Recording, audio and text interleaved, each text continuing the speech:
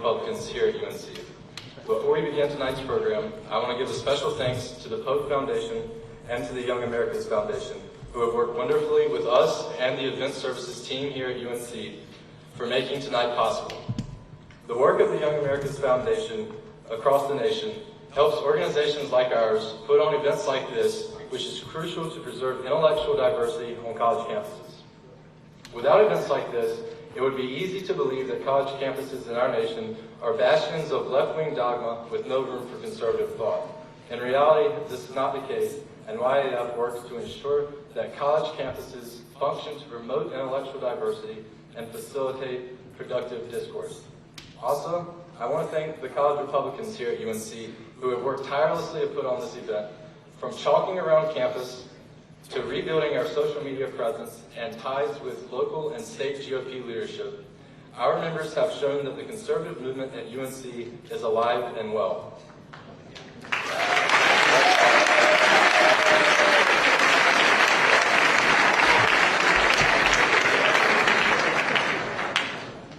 If you are a UNC student and want to get involved with the conservative movement here on campus by helping to put on events like this, please visit our Hill Life page or our Instagram at UNC GOP for more information on how to join. We hope to continue to build intellectual diversity here at UNC by furthering the conservative movement, which is only possible with your help and support. Born and raised in Indiana, Mike Pence entered the world of public policy by practicing law, leading the Indiana Policy Review Foundation, and hosting the Mike Pence Show on talk radio. He was elected to serve 6 terms in Congress as a champion of limited government, fiscal responsibility, economic development, educational opportunity, and the United States Constitution.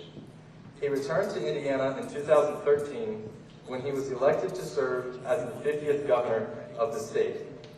During his tenure, he brought the same limited government and low-tax philosophy to the Indiana State House as he did to Washington.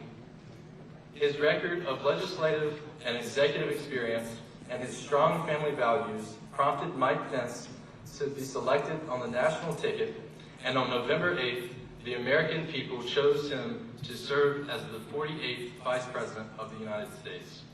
During his time at the White House, Vice President Pence fought for American jobs and economic growth, championed strong American foreign policy, and advanced hundreds of principal judges to the federal court system, including 3 constitutionalist judges in the United States Supreme Court. We are honored to have him with us. Ladies and gentlemen, please welcome Vice President Mike Pence.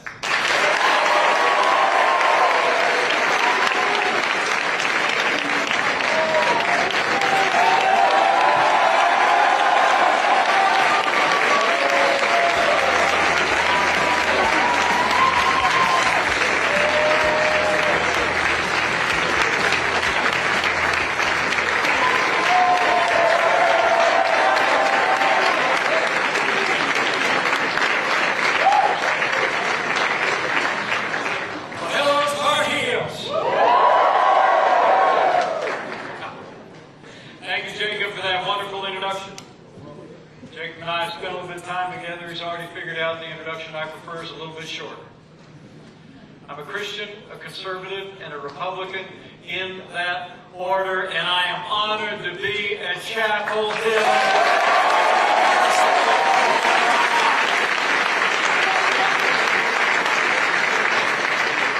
It's great to be at this storied institution. I admire UNC every day of the week, except for a few weeks in March every year.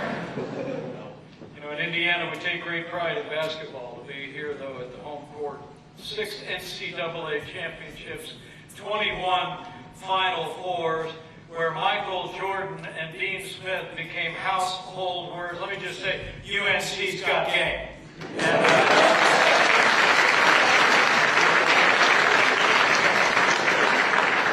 Thank you all for coming out tonight. I'm really looking forward to sharing a few thoughts, but also hearing what's on your mind. First off, we gather here today because I believe American freedom is under attack like never before.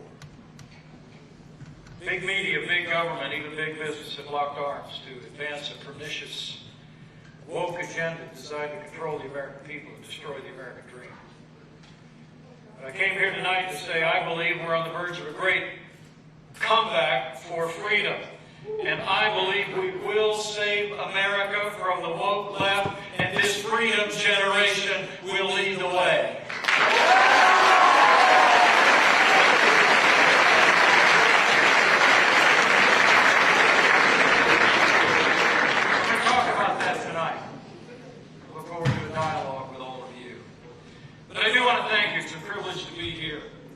University of North Carolina. I want to thank the college Republicans.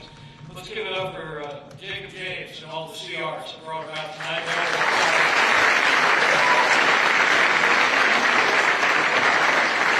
want to thank Young America's Foundation. They've had me traveling around to campuses over the last 2 years. For 50 years, they've been bringing common sense, conservative thought to campuses, colleges, and universities around the country. So join me in thanking Young America's Foundation for all that they do.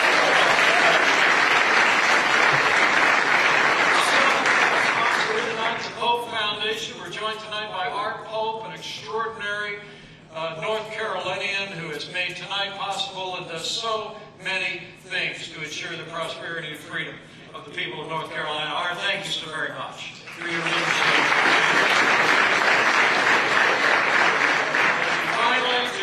State Senator Amy Galey with us and North Carolina House Speaker Tim Moore with us tonight. Thank you all for your extraordinary leadership for the people of North Carolina and for being here on the Tar Heel campus. It's good to see you.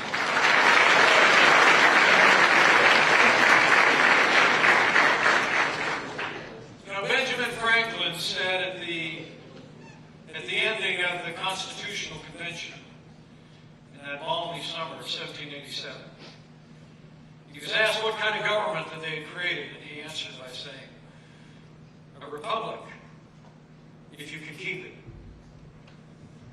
I know many of you gathered here today asked that question yet today, but I know conservatives know we can keep our republic, and with your generation in the lead, I know we will keep the torch of life and liberty burning bright for generations to come.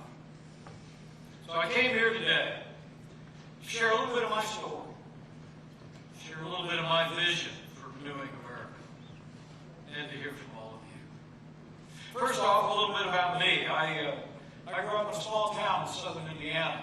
My dad was a combat veteran, my mother first-generation Irish American.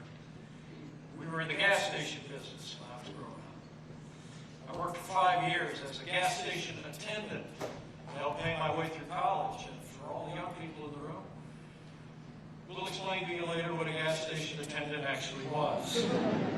But I started out in politics as a Democrat. Over my high school years, though, I began to study the Constitution of the United States and the history of the American founding, and my views began to change. By the time I went off to college, my life changed in one more, so much more significant way. When I arrived on campus, I began to meet people who didn't tell me what denomination they were in. They just told me that they were Christians. For the first time ever, they spoke to me about having a personal relationship with God. Now, I've been raised in a great church family. It was church on Sunday morning, grace before dinner, but the concept of a personal faith was new to me. I began to attend a fellowship group on campus. I began to sit down and listen to some of these young men in my fraternity. And summer of 1978, on a little campus that was much in the news recently called Asbury University. I was sitting on a hillside one night listening to a preacher, listening to Christian music, and it was like I heard the words for the first time. That God so loved the world that he sent his only begotten Son. That whoever might believe in him might not perish, but have everlasting life. And I stood up, not just out of the sense of being convinced of the truth of that statement, but because my heart was broken for what had been done for me on the cross. And I walked down, found a young pastor, and prayed to receive Jesus Christ as my personal Lord and Savior, and it changed my life forever.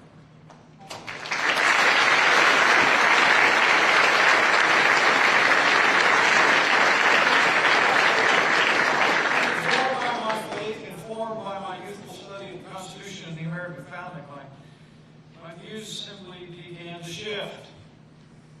One other influence hit me in my life. That was the voice of 40th President of the United States, Ronald Reagan.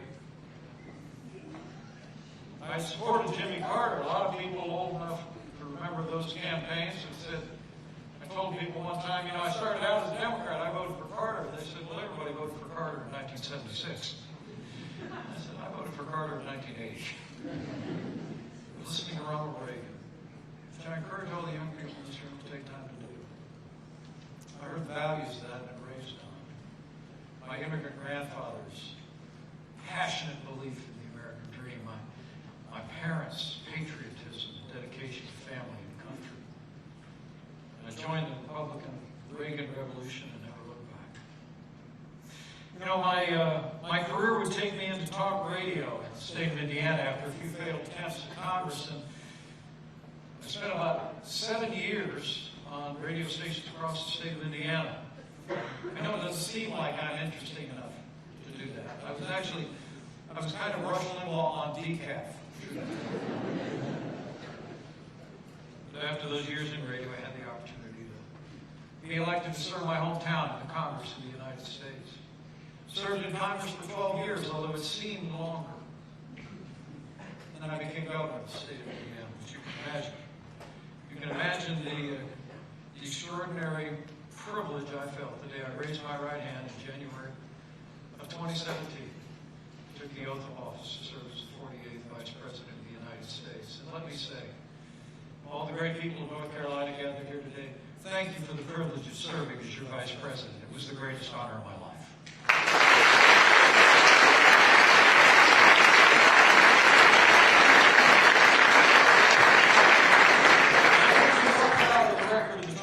Administration. In 48 months, we achieved the lowest unemployment, the highest household income, the most energy production, the largest trade deal in American history, the most secure border. Beyond all of that, we made the strongest military in the history of the world, stronger than ever before. We revived our economy, created 7 million good-paying jobs with less taxes, less regulation, and we unleashed American energy, and we became a net energy exporter for the first time in 75 years. We became energy independent under the Trump administration.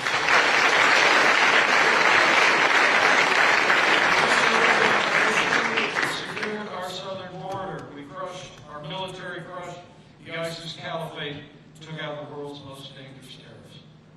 Perhaps one of the most consequential actions of our administration, one that will impact the life of this nation for generations, is we saw the appointment of more than 300 conservatives to our federal courts at every level, including Justice Neil Gorsuch, Justice Brett Kavanaugh, and Justice Amy Coney Barrett.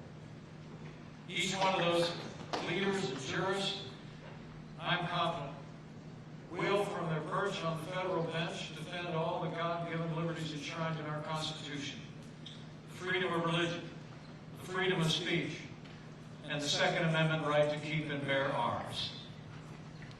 And beyond all of that, I couldn't be more proud to have been a small part of the administration that appointed 3 of the justices, that sent Roe v. Wade to the ash heap of history where it belongs and gave America a new beginning.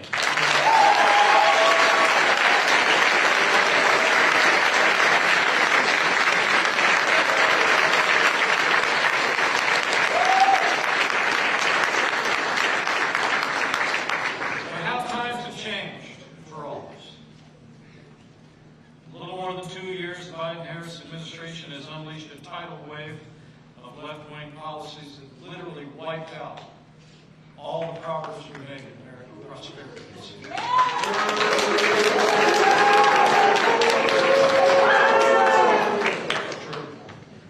I mean, Democrats have been moving so fast, sometimes I think the left hand doesn't know what the far left hand is doing.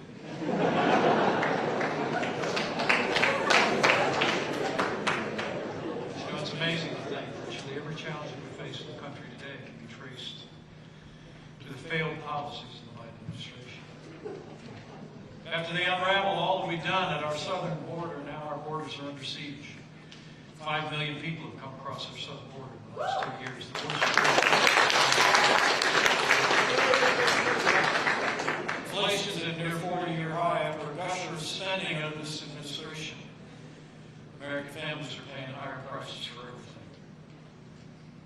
And after stifling the progress we've made toward energy independence, gasoline prices over the last 2 years have gone through the roof. And Americans once again are dependent on some of those dangerous parts of the world for our energy needs. Crime is skyrocketing in our major cities. Real wages are falling.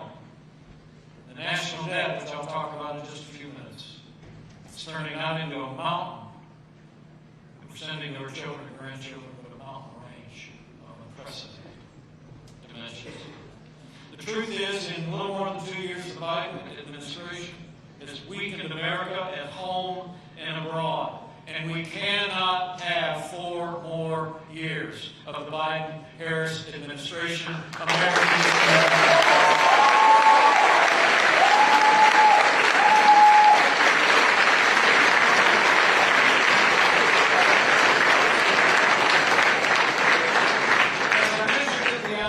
Beyond all of those failed policies, maybe one of the most troubling developments in the past 2 years has been the Biden administration's wholehearted embrace of the woke left's all-encompassing assault on culture and values.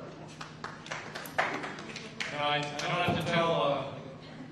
have to tell students on campuses about the assault on freedom of speech. Campuses around the country, and I'm happy to say, proving tonight, University of North Carolina is an exception. Many campuses around the country are intolerant, conservatives, and traditional views. Let me be clear.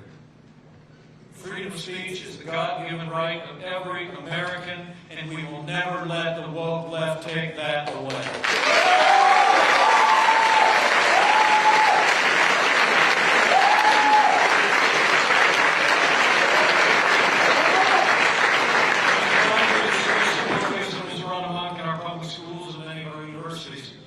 Patriotic education has been replaced by political indoctrination. They abolished our 1776 Commission and authorized the teaching of critical race theory in our schools. I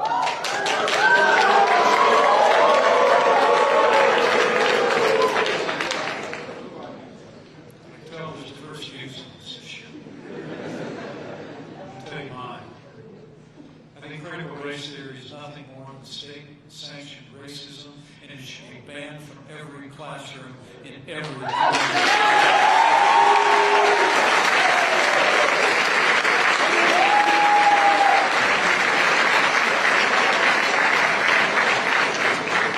On top of all of that, the woke left is in the process of destroying women's athletics in the name of extreme gender ideology.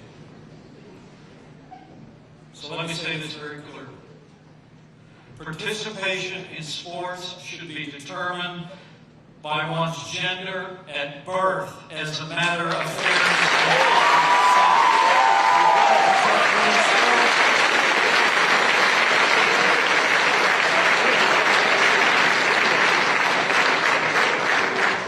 Thankfully, in the midst of all of that record of failure and the assault on liberties and values, everywhere I go, the American people are standing up, pushing back. In 2022, the American people gave Republicans a new majority in the House of Representatives and retired Nancy Pelosi once and for all.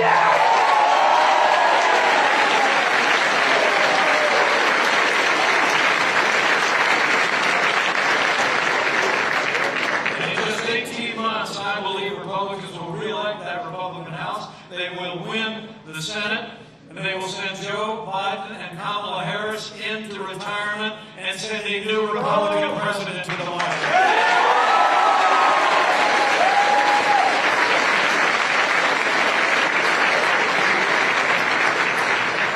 Make no mistake about it. It'll be your generation, a freedom-loving generation that saves America. You'll be the ones to stand up for freedom. You'll be the ones to stand proudly on the legacy and heritage of liberty in this country. And I believe you will. It's just going to take leadership and the right vision. You know, in contrast to the Democrats' agenda of decline and decay, I think we need to offer a positive vision for America's future. At the federal level and at the state level.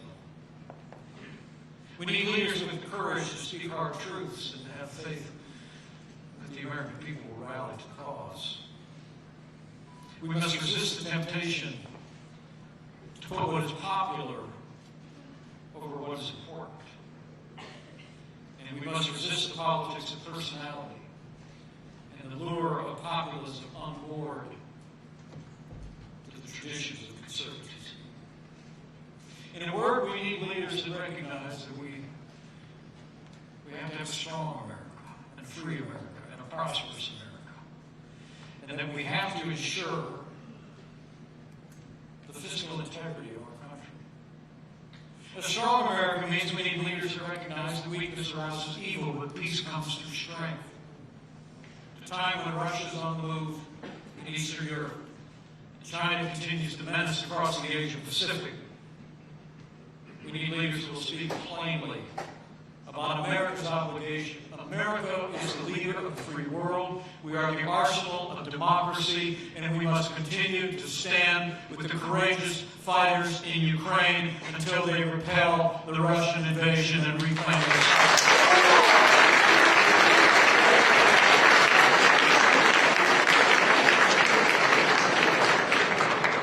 Ukraine is not our war, freedom is our fight.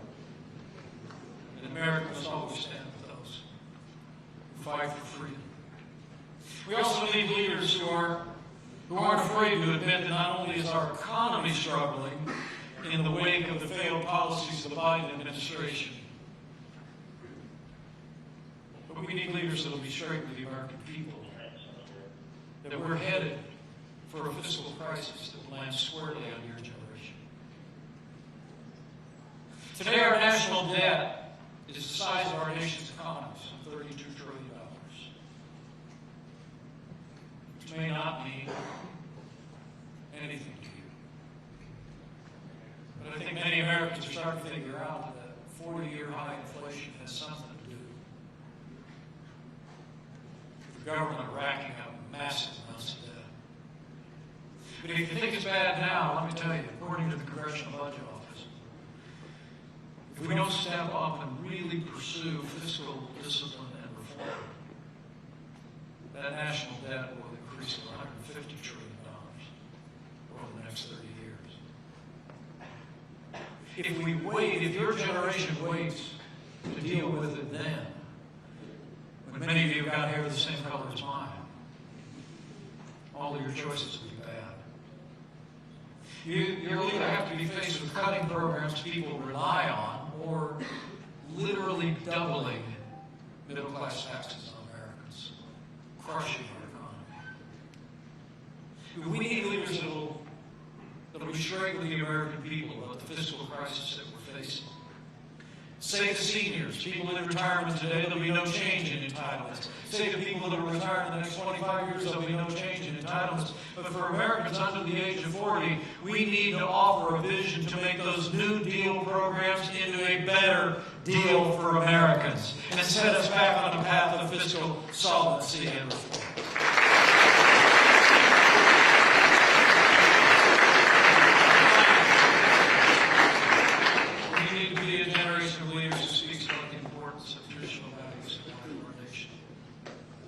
Preserves and stands for those values. The right of every American to live, to work, to worship according to the dictates of their conscience. We need to be willing to stand against the gender insanity that's poisoning much of our public discourse. And we need leaders who will stand without apology for the sanctity of human life. So I want to give a challenge to the young people today to share the values that I just described. Particularly to those women and men in the room who aspire to public service. Use this time in your life here at the University of North Carolina to develop the qualities of the inner man and inner woman that will make you into the leaders that our nation needs. The challenges that we're facing at home and abroad are going to require leaders of conviction and character to lead America to a balanced future. I want to challenge you, as the Bible says, to grow in wisdom and in stature and grace before God and grace before men. Remember that the foundation of America is freedom. The foundation of freedom is faith. So I want to encourage you, before I go to the questions you might have on the microphones, have faith. Have faith in the American people. You know, when I talk about these challenges like our national debt, like defending our liberties, like providing American leadership in the world, I think of the fact that throughout our history, the American people have demonstrated the ability to do hard things when they have leaders that are willing to be honest with them about the challenges they face. When you think about the long and storied history of this country, we've been through much greater divisions than we can imagine in our time. We faced down much greater challenges on the world stage. But the American people always rose to the challenge. And they will again. I have to tell you, traveling across this country as your Vice President,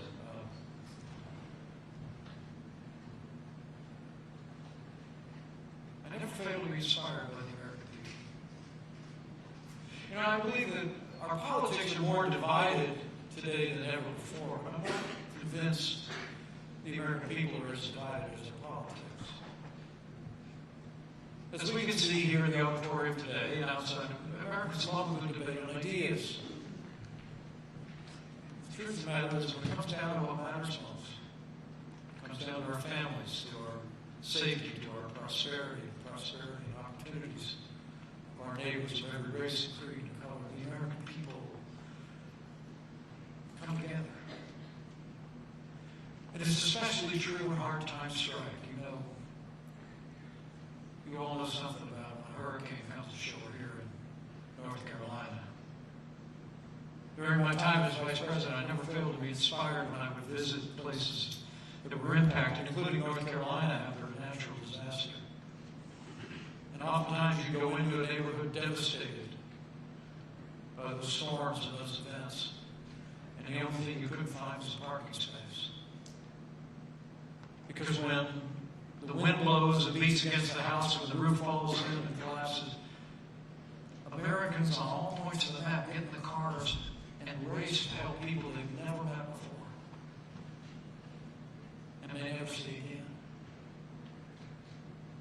So I want to tell you, have faith in the American people. Because I can testify firsthand.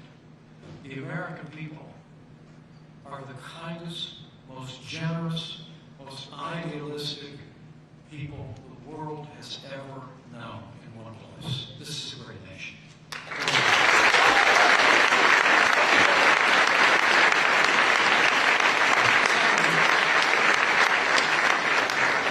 Secondly, have faith in the ideals at the heart of the American founding. Study the Declaration of Independence. Study the Constitution of the United States. I started doing that when I was in high school. I thought the Constitution was just an instruction manual for the American government. I like the manual that's in the glove compartment of your car. It's so much more than that. It enshrines the principles of limited government. It was constructed on the wisdom of centuries of understanding human nature. The very concepts of federalism, the concepts of checks and balances in the heart of the Constitution, I will tell you, account for the extraordinary progress this country has made over the last nearly 250 years. So wrap your mind around our founding documents and understand it. And understand what the very foundation, because I will tell you without hesitation, the Constitution of the United States of America is the greatest charter for freedom in human history.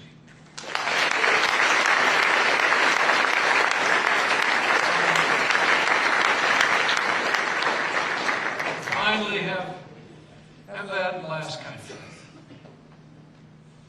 You know, I believe since the very founding of this nation, Americans have believed something very unique about our nation. The Declaration of Independence, we minted a notion that was unique in all of human history. It was that we didn't get our rights from a government, from a sovereign, or even from lawmakers. That we were endowed by To me, in a very real sense, that idea split history and launched not only the freest, most prosperous nation in the world, but has launched nations around the world to be inspired, not by our prosperity and our power, but by our freedom. So I say, those of you that, like many Americans, are concerned about the future of the country, have faith in the American people. Have faith in the ideals at the heart of our republic. And finally, have faith in God. Because I truly do believe that the best days for the greatest nation are yet to come if we will simply turn our hearts back to Him in this one nation.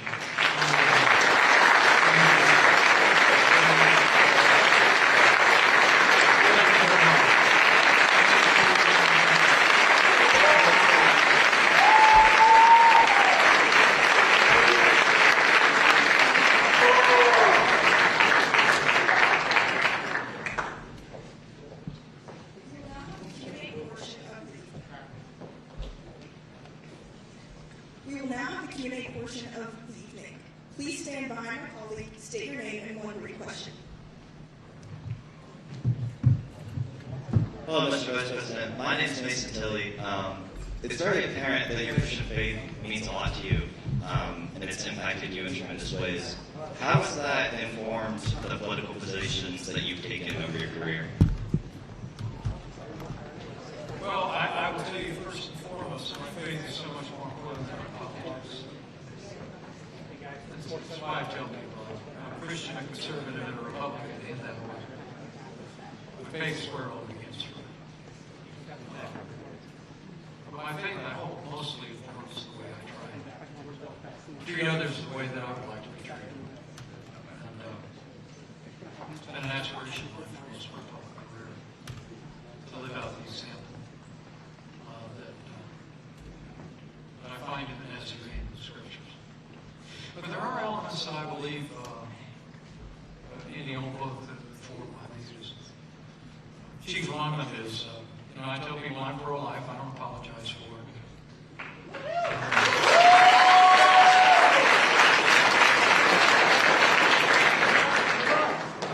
It was shortly after I made that decision I talked about on that hillside back in 1978. I opened up that old book and I read verses like, before I formed you in the womb, I knew you. And other verses that said, see, I set before you life and death, blessings and curses. Now choose life so that you and your children may live. I knew in that time that his cause was the cause of life, greater life. If I ever had the opportunity to serve in public life, I need to make his cause my own. So it's very rude. That's informed me. But again, I would say one other thing, and that is that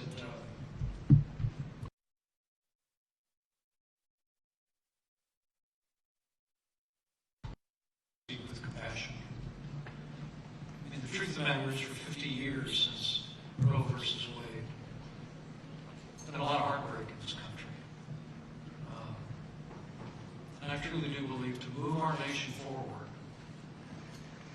those of us who cherish the sanctity of life need to demonstrate our commitment to the newborn is equal to the unborn, that we're willing to come alongside women in crisis pregnancies and women who have gone through abortions and extend to them love and grace and healing. That's how we bring our nation together.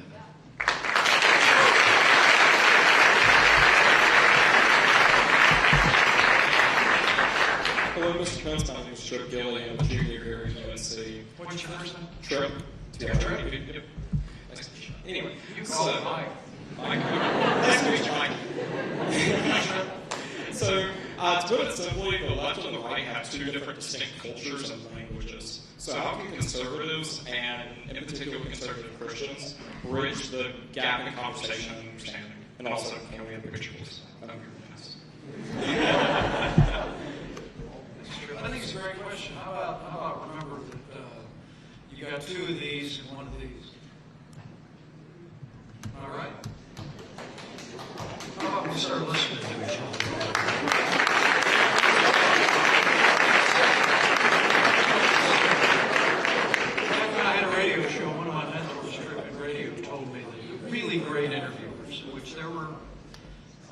radio, which back in the day was the late Larry King. And, on television, people like Oprah Winfrey.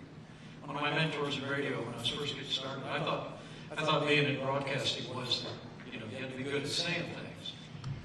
And what this mentor of mine said to me, who was in the Broadcast Hall of Fame, is he said, the really great interviewers are good listeners. And I think America could do well to start listening to each other a little bit more. Because I really do believe that there's more that unites us in this country than could ever divide us. We'll always have our differences of opinion, and I appreciate the respectful reception we've gotten here tonight. I really do. But to face down the challenges that we face at home and abroad, we got to find a way to come together more than we have recently. And I think that all begins by listening. Listening with sincerity and respect. Thank you so much. Also, is that a no on the picture, or? What was the picture thing? Oh, I wanted to take a picture. That's my second question. Oh, yeah, no, I'll get a selfie with you. Appreciate it.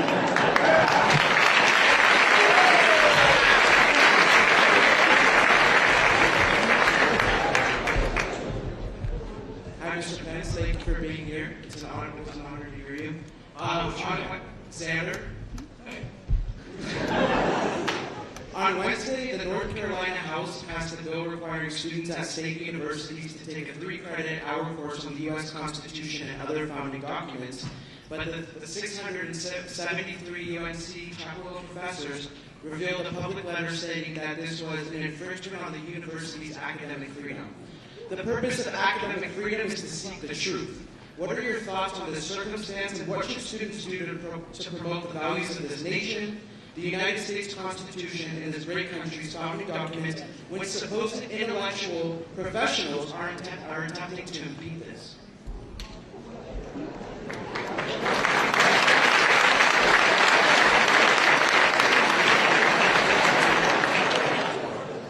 Senator Mr. Speaker, I want to thank you for your leadership. Do just what you're doing, son. Step up and be heard.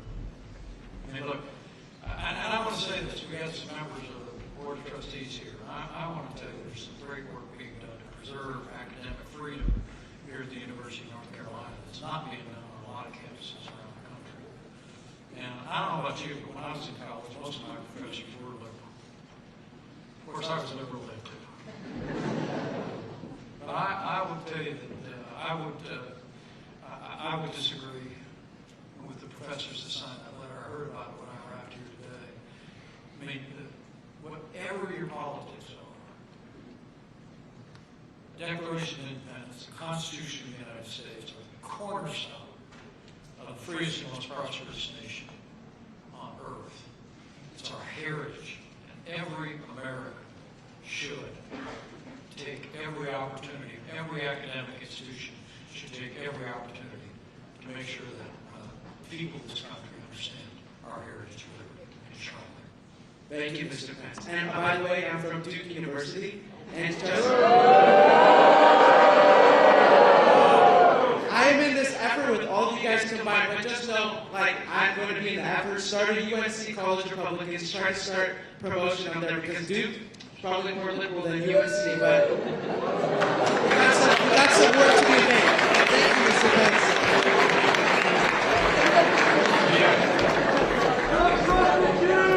I thought it took courage to leave the country.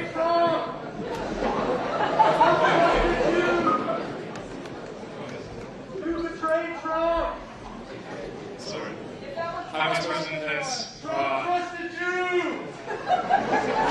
Trump trusted you! What? That's how it is for the Constitution.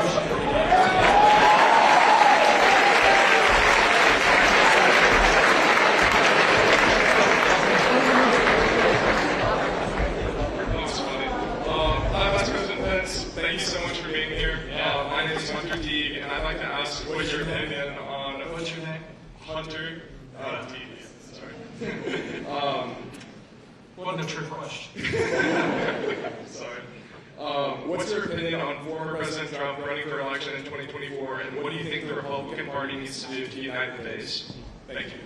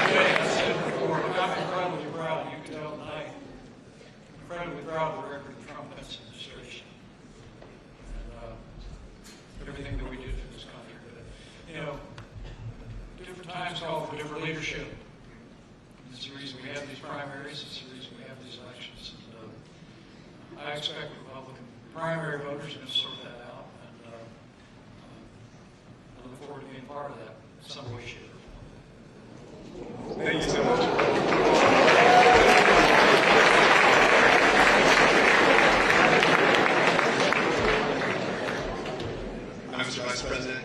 My name is Surya Zuchi. I'm a current junior here. Hi, Surya. Thank you for your time. Yeah. So I'm the son of Indian immigrants who fled terrorism and came to this country for the same reason a lot of immigrants do, for opportunity, but I'm also someone who's scared about the direction that our politics is taking. I believe that our country is stronger when both parties, Republicans and Democrats, compete on the merits of our ideas and policies, not fear-mongering, which I believe is something both sides are doing today.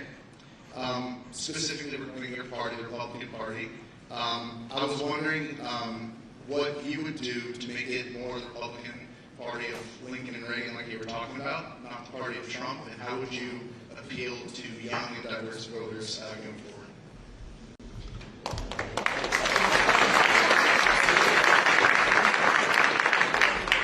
Well, I don't have anything to announce tonight, but I'll keep you posted on my plans if I'm making that case.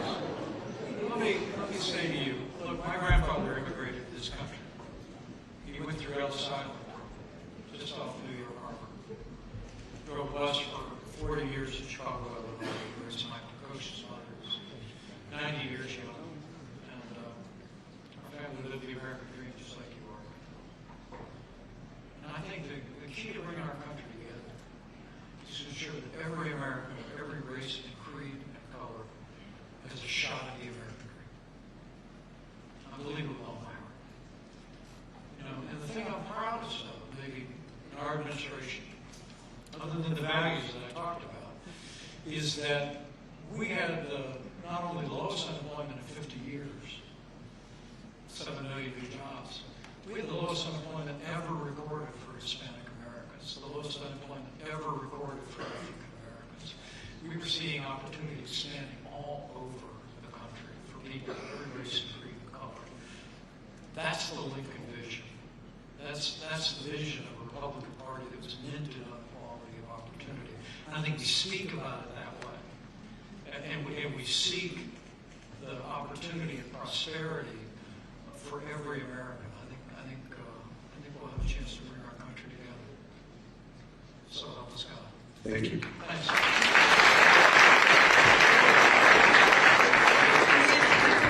One more question. Thank you. I think we got time for 2 more.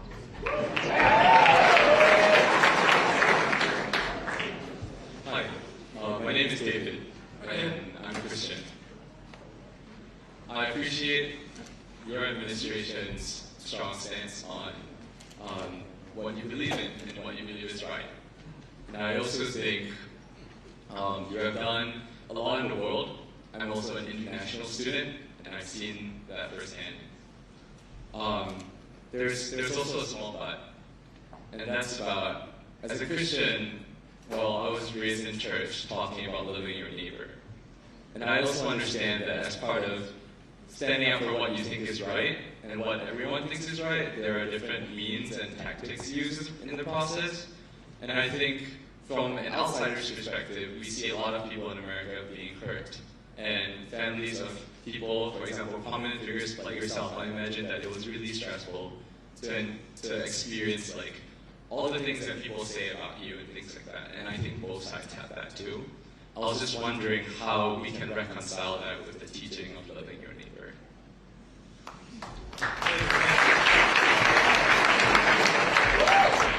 Gee, look at the time. It's a wonderful question. I'll tell you a little bit of what I said before and then build on. Look, our politics is more divided than any time in my lifetime. But I'm not convinced the American people are as divided as their politics. I mean, I know what happens on cable television, and I know what happens in the public debate. I was at it as a congressman, as a governor, as vice president for 20 years. But I moved home to Indiana. We bought 5 acres and a pond. You know, I shop at the Kroger. I drive my Ford Ranger. Pay for my own gas. Mow my own lawn. Well, most of it. I just got to think, you get 15 miles out of Washington, D.C., people in this country actually get along pretty well. I mean, knowing the American people as I've had the privilege to come to know them. This is a country that has a broad capacity for compassion, for generosity, but also for respect for one another. And I think the way forward is we just got to have government as good as our people. We've got to have government that is respectful to one another as the American people are pretty much every day. And the truth is, it wasn't like it is today, not too long ago. I mean, I tell people I'm a conservative, but I'm not in a bad mood about it. You know. And when I was in the Congress of the United States, I enjoyed good relationships with many Democrats in the Congress that I still know to this day that I worked with when I was Vice President. When I was Vice President, I was tasked to lead COVID task force in those early difficult days. I dealt with all 50 governors and governors of our territories, Republicans and Democrats, and forged good working relationships with them. Because I've always sought, David, to practice the kind of respect toward people that I would hope they would extend toward me. I mean, democracy depends on heavy doses of civility. And if we will return, I think, to a threshold of respect in this country, it will create the conditions where we can solve any challenge the world throws at us. I believe it with all my heart. That's how we get government as good as our people.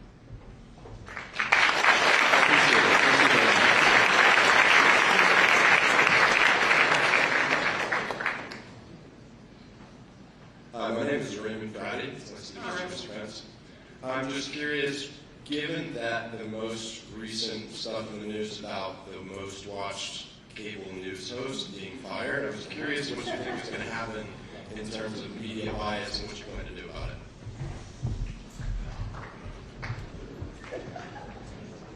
Let me say, you can check my record. I'm a champion of a free and independent press. I mean, Thomas Jefferson said memorably, he said, give me a choice between a country with free press and no government, or a government and no free press. And I'll choose the former. A free and independent press is a bulwark of liberty and freedom. And I would tell you that one of the most exciting things that I've seen happen in the last 10 years in America has been the development of alternative voices in the media. I mean, my biases are clear. I watch Fox News a whole lot more than I watch anything else, but I go on the other networks. All right. Even if I don't like what they're saying about me, and there's a fairly long list of things I didn't like what they said about me, but I still believe in that free exchange of ideas. And I think your generation, I called you all out before, I said you're the freedom generation. I mean, your generation has more access to more information than any American generation in history. I mean, more sources of news and information. And I believe that's a good thing for America. It's that free flow of information. I think let the free market work. I mean, when I was growing up, literally there were 3 news channels. We'd go up to the television set before we had remote controls. I know that seems inconceivable, but you could go turn the knob on the television and you watch this news, that news, this news, done. Now there are literally thousands of sources of information. And I believe it bodes well. I truly do believe that your generation will not accept the premises of socialism. I believe your generation will reject the notions of a command and control economy because you have learned and lived freedom of information and a free market since your birth. And I just want to encourage you in that regard. Be confident. Don't ever look to the government to keep balance in the public square. But go out there in the marketplace of ideas and make sure that we're supporting the broadest range of voices. Because I have every confidence that if we will preserve freedom in America, the best days for the greatest nation on earth are yet to come. So thank you. Thank you all.